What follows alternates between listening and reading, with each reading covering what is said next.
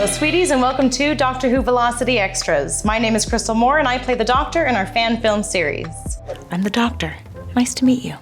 Well, we're back. It's been over a year since our last episode, and we were definitely hoping to get this one done a lot faster. But as you'll see, we had a pretty crazy production process, which was a lot trickier than we were expecting.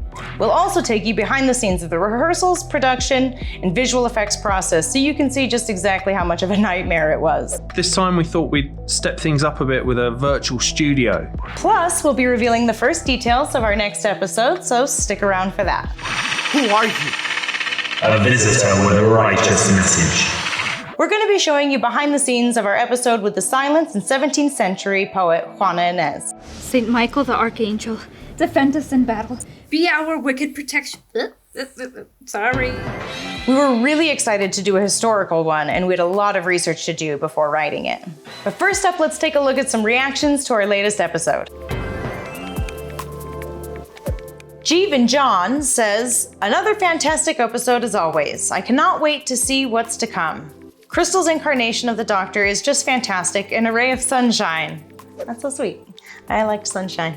Night Chime, that's a cool name, says, "I'd never heard of this Juana Nun person before. Thanks for the history lesson." You're welcome. She's got some pretty cool poems and some pretty cool plays out there as well. Dabian Donaldson says, "Yeah, I'm so glad Doctor Who Velocity is back.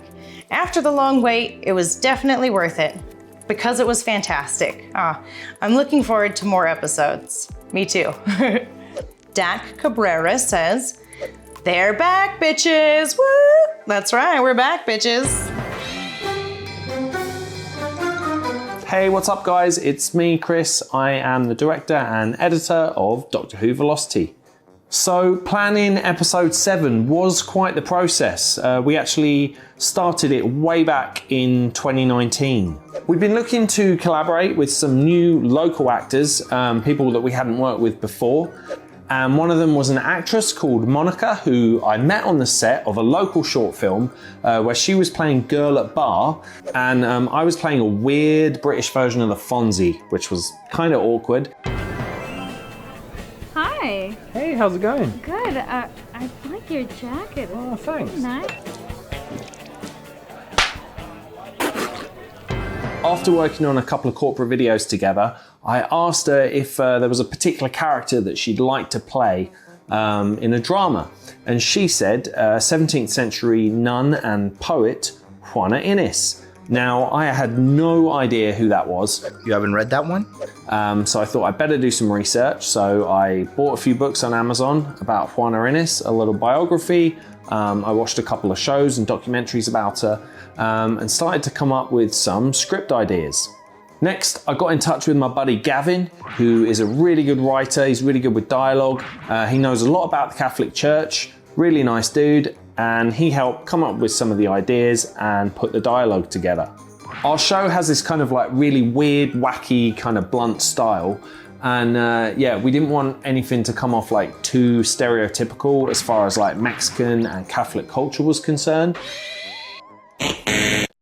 So we tried to avoid any really obvious kind of like stereotypes and stuff like that, and focus the drama more on Juana Inez and her passion for writing.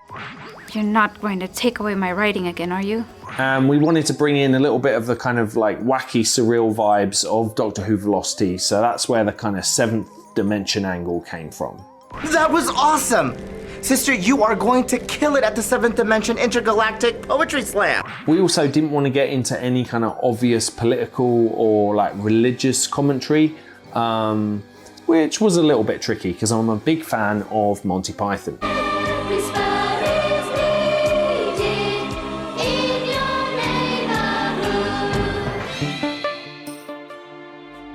For this episode, we updated the Doctor's style.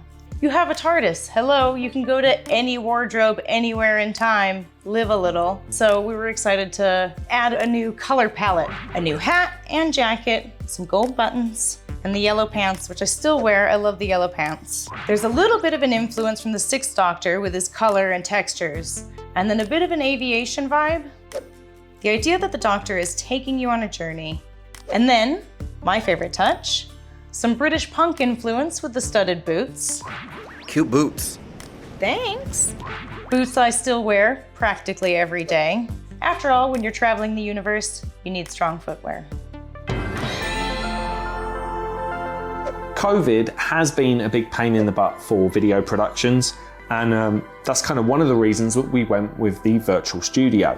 The table read was pretty easy. Everyone's used to doing kind of Google Meets and Zoom meetings now, so the table read really helped the actors get to know their characters a little bit better. You're not going to stop me writing again. I would never do that, but I will do what is required to keep you on a righteous path. Obviously the script is kind of wacky and weird, so that gave them an opportunity to ask questions and figure out what was happening basically. Hey, what's up guys? We're here on the set of Doctor Who Velocity, episode 7 already. Time flies, can't believe we're on the 7th one.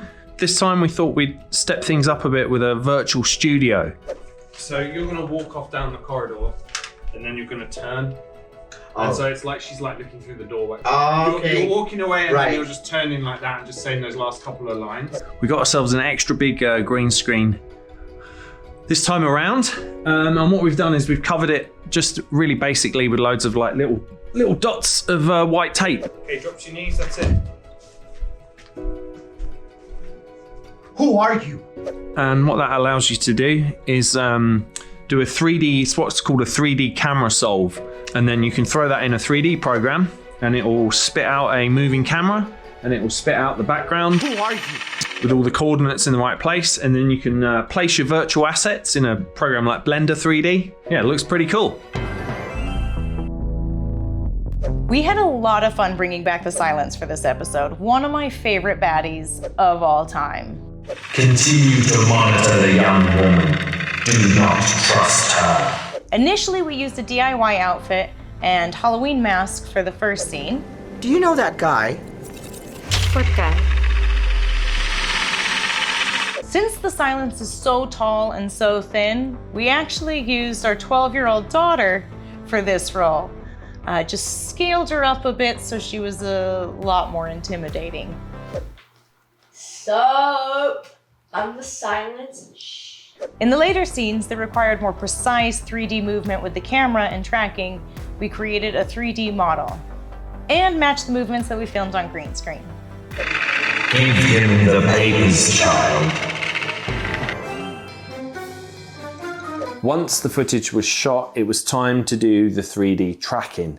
It turned out to be a lot trickier than I'd first anticipated. We had 238 shots to track. Making sure the background really fit with the moving camera was pretty tricky. Any tiny vibrations in the camera threw off the tracking. You've got like 3 axis of position, 3 axis of rotation, you've got scale, so many things to think about. At first we tried to use After Effects, but it wasn't up to the job. So I then did some research and found a program called Synthise, which is a kind of pro tracking software. And only after I'd learned that was I able to start tracking the shots properly.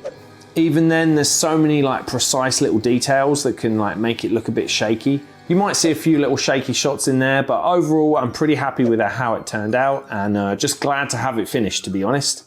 Okay, that's enough for me. I'll hand it back to Crystal. I just want to say a massive thank you to Monica and Enzo, our actors who came along for this journey.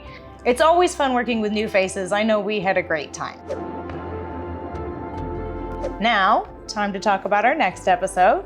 We want to do something that has mostly in-camera effects. As you can imagine, we're a little tired of 3D graphics. In our earlier episodes, we loved doing practical effects, but as some of you know, it can be a bit of a challenge to create all the props. Well, we're really excited to announce that in our next episode, we're going to be joined by the Boglins. And if you don't know who these guys are, they were a toy craze from the 1980s. Over here, I'm a Boglin. Me and my buddies need a place to hide out. Come a little closer. Oh, did I scare you? And they've just been re-released by Tri-Action Toys. What? So look out for a trailer coming soon. If you want to help us out, please share us on social media, spread the word and the love. And of course, tell me what you think in the comments below. I read every one of them and cherish them. Thank you so much.